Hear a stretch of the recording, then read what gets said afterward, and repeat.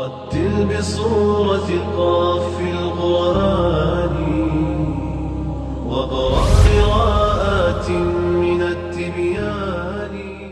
أعوذ بالله من الشيطان الرجيم. بسم الله الرحمن الرحيم. الحمد لله رب العالمين الرحمن الرحيم مالك يوم الدين. إياك نعبد وإياك نستعين. اهدنا الصراط المستقيم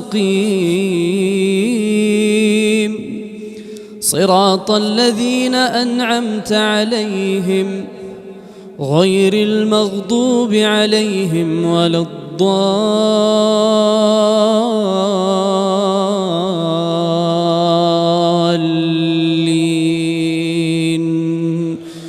آمين. ربنا لا تزغ قلوبنا بعد إذ هديتنا وهب لنا من لدنك رحمة إنك أنت الوهاب. ربنا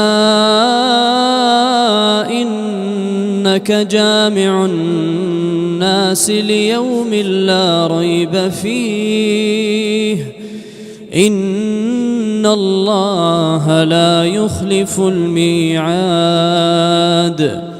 إن الذين كفروا لن تغني عنهم أموالهم ولا أولادهم إن الذين كفروا لن تغني عنهم أموالهم ولا أولادهم من الله شيئا وأولئك هم وقود النار. كدأب آل فرعون والذين من قبلهم كذبوا بآياتنا فأخذهم الله بذنوبهم والله شديد العقاب. قل للذين كفروا ستغلبون وتحشرون إلى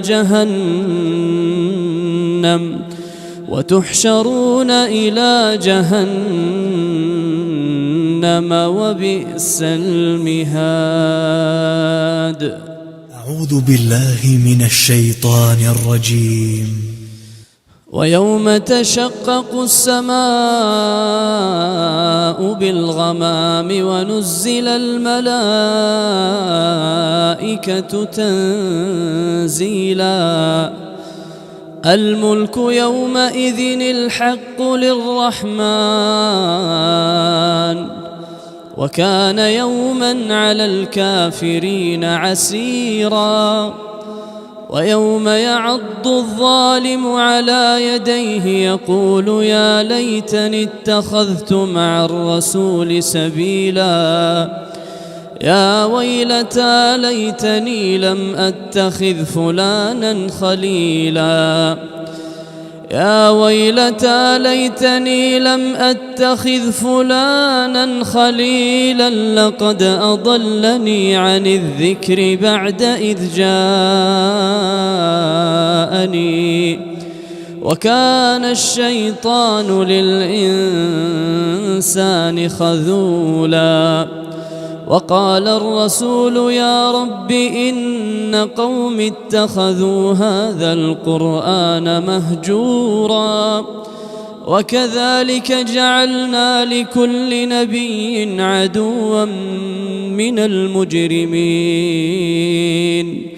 وكفى بربك هاديا ونصيرا.